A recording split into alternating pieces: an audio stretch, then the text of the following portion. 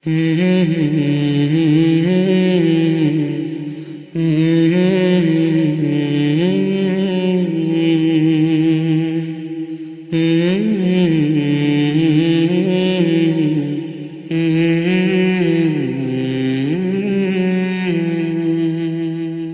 aydıptır. Sana bana ve hemmamda aydıptır. Kâle sallallahu aleyhi ve sellem İ'rifu ensâbekum. Ey Müslümanlar, öz nesebinizi tanıyın deyiptir. Dayın kim? Amun kim? Pesaramun kim? Dayın oğullar kim? Çıkallan kim? Tanıy deyiptir. Yani öz nesepten tanıymalı adamların tanıy deyiptir. Oğlan şoňu da tanıt. Dayılandır falanıyla. Näme deyip? Hormatyn saklawar. Dayıjan ni göreň dedi. Yegen ni göreň dedi. Bizim ustadımız Cabbar tahsir aydiya. Özünün ustadı Sultan Madahun tahsirden. Hazreti Sultan Madahun tahsir şuhuzi ilmiyan banisi muassesesinin bir ahlakı vardı. Her kim bir Türkmen bir tayfadan bolsa, ha bizim qarrejemiz şu tayfadan, mesela şu tayfadanmış. Sen bir de dayi bolýan ahim deyip, şoň menen ýakynlaşardy diýip diye. Şol ahlak hakikat gowy adamlaryň ahlaky şol. İmanly adamlaryň ahlaky şol. Peygamberimiň öwrüden ahlaky şol. Hemme musulmanlarda şeýle bolmaly. Qarry mamamız hayır tayfadanmış, falan tayfadanmış, şu tayfadan bir görsen, ha bizim qarry mamamız şolardan, sen bizim falan adamız bolýan ahim deyip, bahane bilen ýakynlaşmaly şeýdir. Peygamberimiz aýdypdyr şunu. İ'rifu ansabakum, tasilu arhamakum. Tanıyın dayılaňyzy ýegelleňizi, agy illeňizi deyipdir. Täbiri biriňde ýakynlaşarsaňyz deyipdir. Oňam izinden aýdypdyr. Dogonja bileje dogon bolanyň peýdasy ýok ki, gatnaşman biýiňizden habaryň ýok bolsa, daş garyndaşýanyk, ejnebi kesek ýanyk bolup gezmeli deyipdir. Emma qawlatdyr deyipdir. Daş da bolsa, biri-biriň halinden habar alyp, biri-biriň gatnaşyp, biri-biriň mähebbetleşip, daşanrak daýda bolsa, daşanrak agada bolsa, biri-biriň halinden soraşdyrmak o qawlatdyr deyipdir. O peýdaly zatdyr deyipdir. Peygamberimiz Aleyhissalatu vesselam'ın öwrüden bile ulukan derslerinden rahmetul lil alamin nur edip bereket edip Allah iyi veren adamsı bir büyük insanın bize veren terbiyetinden ilmunun fikretten görün doğan qarnaşlığın arasında ne hatta muhabbetlik var hop seleye rahm näme diýdi weliye o näme etmeli günne barmaly öýüne aya şeriat bir hat berýärmi ayda bir barmaly öýlerine men doğan qarnaşma hamana barıp durjak inşallah Hudaý köklediğinden muhtasar aydam yani açıkrak aydar inşallah. Sileye rahim diýdigi ulamalygy açıklapdyr. Qala al-Imam an-Nawawi as-sila hiya al-ihsan ila al-aqarib bil-mal, bil-khidmat, biz-ziyarat, bis-salam, bit-tafaqqud we gayri zalik. Sileye rahim diýdigi öz dogonyň, agan, daýyň, daýlan ýylynyň arasynda öz ýaşaýyşyň içinde ha falan ilen bola bilen habar haçy ýok bir-birimizden diýilse şu sileye rahim bolmadygy sadece açyk. Ha o palanîm ol ağamdır, o inimdir, o daýegendir. Habarymyz bar, salam aleykumyz bar, hoşlugymyza gelýärdi, çynadamyza gelýärdi. Ol birimizden haly ahwal edişýärdi taýym diýsem, şuň adyna da sileye rahim diýerler. Şu üzülük gitmedi ýaly etmeli. Iň bäri baş sadece sileye rahim manasy. Hamana ogly bolupdyr, mübarek bolsun, halkdan önçe salihin bolsun. Barsaň da, öýüne barsaň da, başyň şuluk, işiň kän, derdin kän, agylym hyýabanyny görüňde hawlyk manjykdyryp, salihin bolsun, Allah'ın söýen bendesi bolsun. Bete begen nime aýtyp, şu dogonyň agyň daýyň ýegen kärrek, kesekiden kärrek şuň haky bar. Hudaý peýgamberiň buýrugy inşallah işte peýgamberiň sözüni okuyup beren. Ya jaý salpdyr, öýe giyipdir. Ýüregiň içi etmese, şoňa bakylçylygyň bolsaň bolmasaň aýtmaly. Mübarek bolsun töweleme. Odan jaý bolupdyr, bereketli bolsun, hoş ýaşadym, gülüp ýaşadym, nurda ýaşadym, imanna ýaşadym. Hudaýyň rahmatyndan içi dolu bolsun, nurdan dolu bolsun, bereketten dolu bolsun. Şuurunlar aýtmaly. Sileye rahmişler. Meridi bolsa her musulman meridi soramak, sogaply zat, musulmany wezifesi ahin cenazasına barmaly meridini soramak. Emma öz dogony agasy daýy ýegeni bilerdim kärrek batawar apdyrmaly. Sileye rahmişler. Birat men elinden gelýän zatdan diýmeli, çynyň men aýtmaly. Bir gece ýanyna oturmaly bolsa, ýa bir pul gerek bolýan bolsa, mal gerek bolýan, maşin gerek bolýan bolsa, ekitmeli getirmeli bolsa, hyzmat niýazy boljak bolsa men badyryn diýmeli. Şo men badyryn diýdiň hakykat üstünden Hudaýyň rahmeti kullugda bereket. Onu inşallah işte okuyarız. Emma ilminin içinde bir jawan oglan öýlenýär. Taqriban şu zamanda her öýlenýäniň de başynda şu mahal bolmasa ýene 5 ýylçylyk boljakda. Şaýatda bolamazyn şu mahalçylyk. Oglan fakir, öýlenen oglan mydam arada da. Zene anasy diýe başga ýerde ýaşaýlýar. Enesi gitsen men radida diýe näme etmiş adam. Bismillah. Zene anasy diýe, men enen kefini göterip bilmeýän diýe. Men sen ýüregim howluk ýa öýde diýe, darkýan men diýe, aşarmaýan diýe. Ýok men aýyrşak ýa men näme etjek diýip bir adalar berweti. Enesi aglap tu gitsen men radida diýe. Aya gelin menen gelin bir erkek adam var arada. Şoň denanasy bilen erkek adamyň enesi şulan arasynda sile rahm diýen mana barmy? Äwel biz şunu bilmeli. Gelin men gaýnanyň arasynda mowzu sile rahm ýok. O sile rahm bolar, rahm daram bolar biri-birine. O bende başga benden gyýdy, o bende başga benden gyýdy. Muňa sile rahm diýilmi ýa? Hop näme galy? Bir jada galy. Ikram, silyk galy. Silyk iki Peygamberimiz öz garyndaşyna edýänmiş. O da tarafa yayan ayarlygyny süýt, ayarlygyny Hazreti Şima sile rahmyň içinde dän ahim. Emma Peygamberimiz ona hormat goýuşyny öýdi. Bir taýda da şeýle. Awwal gaýnanyň wezifesi gelinne silyk etmeli. Şoňa silyk edip bir nowy edep terbiýe tawasyny saklamaly. We gelinne öz gaýnanysyna hormat silyk etmeli. Aha meni bolmaýar da näme diýen jawan bolan. Men açygyrak gurrun ödeýli. Fakat arada du haýsym diýenlik çemlerine awara aldyrak getdi oglan. Erkoglanyň wezifesi şada. O taadana gitmeliler, başarsa öz başına aşöýüni aşpazxananyň öz başyna etmeli. Enesine aýtmaly, ene gowuşmaýaňyz dämi? Biri-biriniňde düşman bir bolmaň diýmeli. Biri-biriniň gülmesine we zindigisine girişmeýäň, dehalat etmeýäň diýmeli. Ene de öz başyna, şu öýüň içinde gelin öz başyna bolmaly. Iň ahyrky şu mahal iluniň içinde ahun molly din we ýaşulyň berýän hak jogaby şey. Onu maşa näme etmeli? Göçüksen agla utigisten gelmedi. Men balam diye ulartdım diye. Şu öýde bolmaly. Ene aza bermeliler, denanasından çüreyim. Denanasy ärine aza bermeliler, enesinden çüreyim.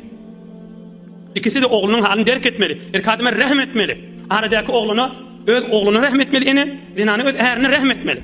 Bir ýüregi aýmar şuda adam ahim, şuda insan ahim. İki ol etnimeler ki aglan sap arada goýup. Hudaý razy bolmaly ki bundan. Hudaýyň hoşy gelmeli ki. O paýnam etseň men aldyrak tutrak etdi. Gitse de gitmedi de bar. Şu öýde bolmaly, emma zindigisini joda etmeli. Oğluna hamana terbiýet bersin ene ata. Denanasyna belli etmeli. Gelinine belli etmeli. Oğlum emel. Olar terbiýet bermeli, gelmäke. Örmäke, toý etmäke terbiýet bermeli. Şidre bolar diýmeli, ýer bunu gözle diýmeli. Şidre bolsa diýmeli, he ora mäkan molla bir erkek adam ýa gaýratly jogly denanaň sakla diýmeli. Bir de agram salma diýmeli. Olar ene taň wezifet terbiýet bermeli. We olar ene taň wezifet gyzyna terbiýet bermeli. Gyzyn bar ýaňdam öýe awreýde saklajak bol, imanna saklajak bol, mehabbet edip erkan saklajak bol diýmeli. Hudaý kuwat bersin bir torhany wada. Dilin bar ýa fadarga deýin bar ýa da şöýe. Näme musulmançylyk diýip bolmaly atmış. Bir ene terbiýet bermeli ki bermeli. Ya gaýnany gözde şufa gelin gelse şu etini ýeň aza berenni wati. İki tarapda kany wala. On fakir oglan arada ýaşatyk jawan joglan gözünden ýaşak wati. Besnäm bolly olan arasynda sile rahm diýen adam muhim däl. Olan sile rahm diýilme, gelin men gaýnanyň arasynda. Silyk etsele o belli zat sogaby. O silyk etmeýe düşman bolmasynlar. Oğlanla şöýde, aşöýe öz başyna, otağa öz başyna, ola da aşöýe öz başyna, otağa öz başyna. Tamam mı? Gelin oğlan inan ýanyna baranda, denanasy aza berse zalimdir. Nä barýan, nä kan oturdun, nä bir zat etdiň, zalim bolar denany beýtip her ne diýip bermeliler. Ya öz denanasynyň ýanyna oturanda ene diýip berjek bolsa bir de zalim bolar ene. İkisi de görünüp duranda ýöne hemmesi jedellikden, bija Hudaý peýgamberiyatdan çykarmadan bolýar. Ya meselen iki geliniň arasynda, iki dogan öýlenýüli. Oň denanasy bilen oň denanasy dawaly ýa kepleşmeýär hamana. Bir iki gelin bir öýde aralarynda sile rahm diýilmeýär. Emma iki dogan gowurşyk gelmeli. Bir sile rahm. İki dogan gowurşmaly. Şoň muňa sile rahm diýilýär. Denanasy iki denana iki gelin ma da öýde. Kepleşmeýärmiş, gülüşmeýärmiş, biwine barmaýarmış. Wezifeti adal. Erkek adam da qystak bermeliler sen günne bar beýmizde diýip. Günne ene mesataş, günne ayarlagan mesataş, günne gülüş ýok. Etmemeli. Ýöne ikram silyk istek baryndan gow. Emma sile rahm iki geliniň arasynda ol sile rahm däl. Sile rahm diýilmeýär oň adyna. Sile rahm iki Allah we peýgamber buyurýar. Oň içinde iki geliniň gurrungy ýok. Emma iki dogan, oglan menen ene, oglan menen däde, oglan menen zenana, dogan oglan ýegen bile öz aralarına gaýym bolmaly. Heleýiniň kefine iki dakana dogandan aýryşamallar. Dogany bilen kine, kuduret, adawat, düşmançylyk etmeliler. Şuňa sile rahm diýip aýdylýar. Megerinke gaýnanyny öz daýdasy bolsa, gaýnanyny öz ejekesi bolsa, gelin gaýnanyny öz ejekesi, menne hem daýda gaýnanyny silyk etmeli, we hem de öz daýdasy öz ejekesi, hem ikram silyk etmeli, sile rahm diýip aýnyň gatlarynda. Öz daýdasy da gaýnanyny. Gaýnanyny gelinne silyk etmeli, öz ýegeni ki ýok. Ýaşulykon bolly, ýaşulykon kiçige meger rahmet etmelilermi? Kiçide ulukony hormat goýmalylar. Rasulullahyň öwreden ýollaşy. Meger inki gaýnanyny gaýnata, daýsy ýegeni ejekesi bizle bolsa hem sile rahm we hem gudalyk bolup düşýär. Ya iki gudan arasynda. Erkoglan iki gudasyny başa gaýyksyn, baham oturşdurjak bolup, ýüregini ýakyp narahat bolup etmeýärmi? Düşündür, iman şeriat aýdýar, bir-birine silyk goýmaly ýa-di. Emma sile rahm da lazım däl. İki gudan arasynda. Aslında sile rahm diýilmeýär oň adyna. iki kuda doğan ne rahim. Meger inki doğan bolsa, iki doğan bibi nokta bolupdyr. İki ayallygyň bibi nokta bolupdyr. Munne hem kuda bolýa, hem doğan bolýa. Hem sile rahim hem kudalyk gerek bolýa. Emme doğan garyndaşlar bolsa, kesekiden kuda bolupdyr diými? Mudam günne habarlaşyp durmak şeriat boyunda lazım değil. Aralarına dava bolmasa, görellerine de salam aleyk etse, hormat bibini koydu tamam boldy, wazife bitti. Emme ahlilerin arasında Huda için eşittiren inşallah kulaklarına varar eser eder inşallah. Gelin men erkek adamın vazifesi kan gelirler var. Her enesinin yanında vaktilerinde ahlak ütköye da. Kulakon denana özünün gizli biderek zatları öğretiyor. Şu öyün içinde muhabbet etmedi yani. Kaynanesine muhabbet etmedi yani. Erine muhabbet etmedi yani. Şun asıl akıl kabul eden aka. Onu da iyi bunun içinde bol bol yan zattaş. Denanası her öylerine ütkölerine ahlak ütköye da. Her öylerine ütköye ahlak ütköye. Ne enesi sonra biderek terbiyet veriyor. Gelinin vazifesi enesinin kendini kulağı asmellahal sözüre yerde. La ta'ata li mahluk fi ma'siyatil khaliq. Fi khammar madaytiya. Hudaýa günahkar boljak ýerinde hiç kimin kefin kulak asma diýe. Ene tan kefin kulak asma ojra ýerde. Ya ene tas aýdywati adajak ýerde gyýdyn geliniň ene atasy. Bir zat bola çykda gaýdy we gyýdym diýip aýtýar. Aýtmaly kepdäldir ene atan. Ola qanaga. Aýtmaly kepdäldir. Hudaý üçin iman fi khammar Qur'an fi khammarın gurrundan aýdywati. Ol bir gyýdyny bizirek terbiyet bermek gaty kıyamet mesuliýeti bolar. Her Hudaýyň ýanyna utançly bolar. Zol edepden, hormatdan, silagdan oğlunun da en atas terbiyet verip durmalı. Hudaý ýadyndan çykarama, kıyamet badyr, zulm edama, bija eziyet berama. Gyýdyn da gelinin en atas terbiyet berip durmaly oğul gyýda. Ama o terbiyetle de odal berilen toyun hemme zady gaýgy, gyzylyndan, toyundan, mehrinden, harjyndan emme edep terbiyetini hiç görmedilen ondan içinde dol gurrunle bolýar. Bu narahat ile bolýar. Umur şeriat näme diýär, Hudaý peýgamber näme diýär. Onu kulak asana kan o narahat ile düşýär. Kulak asa kan öýlerde bolýar, gelin her were eziyet berip geçip. Ene qaynanesini, baldızlaryny ya qaynakajysyny öýde dorqyz oglanma, ya gelin mokdur ya bolmandyr. Eziyet biran berýär. Ya gelin eziyet çekýär öz qaynanesinden her gaýsy bolsun. Zulm etmäýin öýdüň içinde. Zalim dağı bolagaýmaýyn. Peýgamberimiz näme diýär? Mazlum adam, yani eziyet berilýän adam. Peýgamberimiz näme diýär? Bir adam bir denany eziyet berilýän bolsa, mazlum bolsa, özü kafir bolsa, Hudaý adyma yetişdi, Hudaý şoň adyna yetişecekdir diýär. Özü kafir bolsa. Az-zulmu yabqa ma'al kufr, al-mulku yabqa ma'al kufr we la yabqa ma'az zulm. Mülk diýäniň kafirlik bilen durar diýipdir, emma zalimlik bilen durmaz diýipdir. Zulm etmäýin. Maktumul işan näme diýär? Kıyamatdan bir söz diýdim baýakda, garaw bardyr ýersiz urulan taýakda. Bize eziyet berilse, tawon bolmaly bolar. Zalimler hor bolar, galar ayakda. Garip sen ağlama şiirdek bolarsan. Garip sen ağlama şiirdek bolarsan. Ey gelin, ey qaynana, ey her gaýsy bolsun, ağlap günüň geçirýäňdem hiç narahat bolma. Bir gün şiir ýaňak bolup hakyň alarsın kıyamat gününe. Bolmada ahim her kim halanjat etjek bolsa, o zaman da hakyna yetişmejek bolsa. Kätäň içindäki suw, çay, miwa, nahar hemme zat harap bolýandyr şu ýeriň ýüzünde. Harap bolmaýan zat bam? Ýok, hemme zat harap bolýar. Emma hak hiç wagt harap bolýan nädir? Hak baýa takyna yetişmeli. 1000 ýyl geçsin, milyon ýyl geçsin. Öňkü algyly adamyň görýäňde sen, häzir de sen algylla. Hak diýäniň hiç harap zaýa bolýan nädir? Her zat zaýa bolar ha. Emma adam da zaýa bolup gider duran ýerinde. Öler gider kabryna gider. Hak hakyna yetişmelidir. Ondan üçin öýlerde zulm etdirmäýin. Zulm bolmaz. Emma mesele rahimden wagtym bolup barýar inşallah hawlykman ýene onunla ýa oturayım. Peýgamberimiz aýdypdyr. Qala sallallahu aleyhi ve sellem. Er-rahim şujnatun mine'r-rahman. Femen wasalaha wasalahu Allahu Teala. ومن قطعه الله تعالى. Ey Müslümanlar, Resulullah aýtýaşyn. Sileye näme idi? Rahim. Rahime. Rahim yani Rahmandan gelýär diýipdir Peýgamberimiz. Rahim. Sileye rahim. Rahime. Hem hanwady Rahman.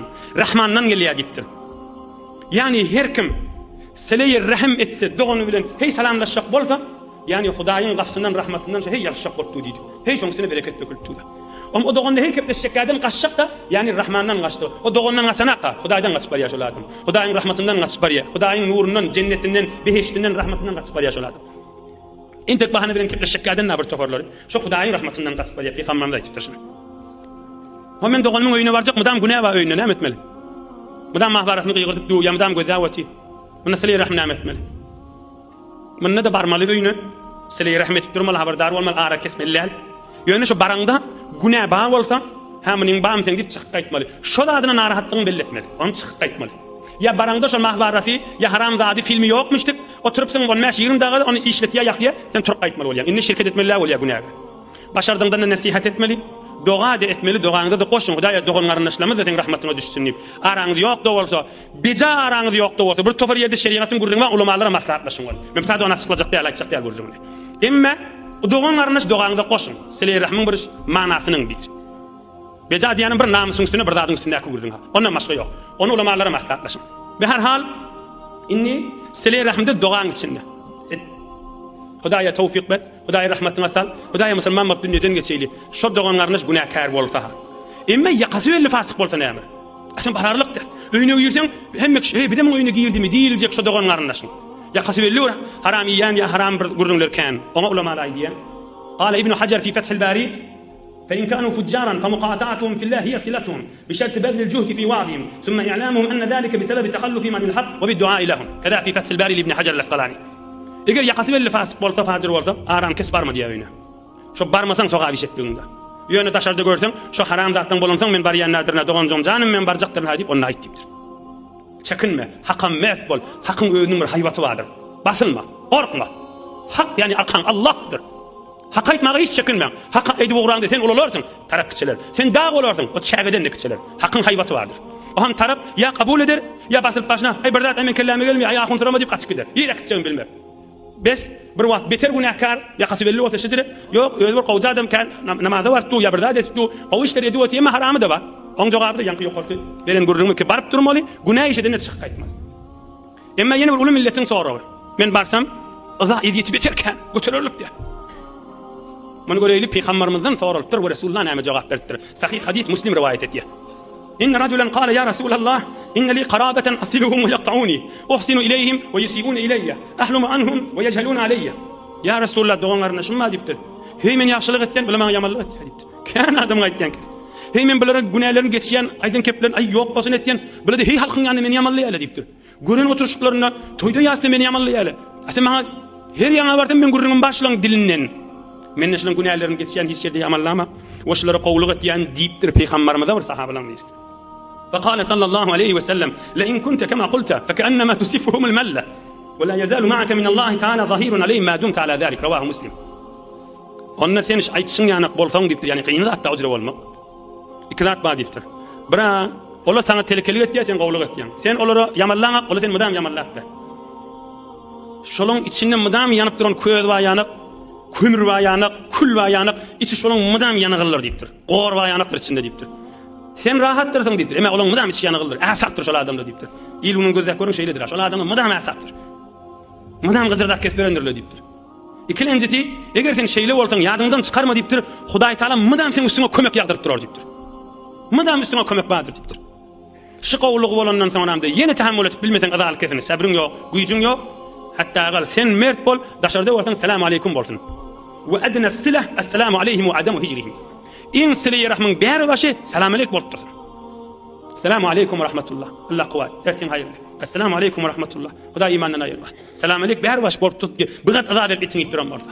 Bu kulli emma kesilmesin ki ýanky gurrunma aram kesden Hudaýyň rahmetinden keselämäýdim. Emma sen hey ýapşyrjak bolsaň, sen şu doganyň ýygyny, agaň ýygyny, daýyň ýygyny getpäňde heçin dogurlajak bol. Ýani sen beheşdiň ýygyny getpäň. We Hudaý sen rahmetina sallygy şol. Peýgamberimiz jogap berdi. Ahyrky bir kepde aýdyly hem tamam edeli inşallah. Bir ýaşullaň arasynda.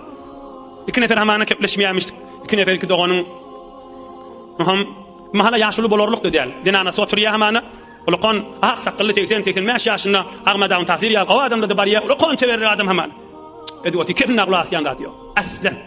Nädir ýaşuly bolmaly? Nädir bolýar baraýyn diýmeli. Berekallah Allah quwat ýaşullary bilen bir. Emma birde ýaşuly bolýan adamlaryň bir bellemeli zady bar. Önçak bir görmeli zalim kim, mazlum kim? Şolaň içinde bir wahy bar, ol kan azap beripdir. Bir wa azan etjegini demişdi. Yani şu bilaýdyryjak görüň bir hakykat görüň. Bir fakir bir ömür azan etjegini. Şada kime aýtmaly bar bagşla diýip salamlaşdyp, zalima aýtmaly, näinki mazluma aýtmaly. Bir ömür edýetine etjegini ýene de mazluma aýtmaly, bar sen şoň menen salamlaş diýmeli. Zalima aýtmaly, bar sen diýmeli. Bagşla diýip aýtmaly, salamlaş diýmeli, elini uzat diýmeli. Bir gujokla diýmeli, ýüregiň etmedi daşyňdan gujokla diýmeli. Zalima aýtmaly, bar de kepleşdik. O zalim de etmese, bir kef kulak asmasa, mınna de sen ýaşuly soňa ýapmasaň, inni bart mazlum aýtsaň bolar. Oňa janym men, sen gaýrat et, sen barsaň okujak aşşak, ahiret derejäň bolar diýip, hiç kiçelmersiň diýip, kiçi Hudaýyň ýanyna kiçidir diýip, adamyň ýanyna kiçi bolanyň men kiçelmersiň diýip, inni mazluma bardaý. Ýör salamy bar eýli. İnşallah Hudaý izzetini artdyrar diýip. Allah Taala din dünýämiz abad etsin. Hudaý öýlerde bereket, mehabbet bersin. Hudaý sile rahim, gudalar, garyndaşlar, süýtleşdiğin ýa beýlekle iman, İslamiýet raýat bolup, ulfet, mehabbet bolsun. Doğan garyndaşyň arasynda mehabbetlik ýürüýse, bereketler bolup, soňran beýleki musulmanlaryň arasynda mehabbet bolmaga sebep bolar.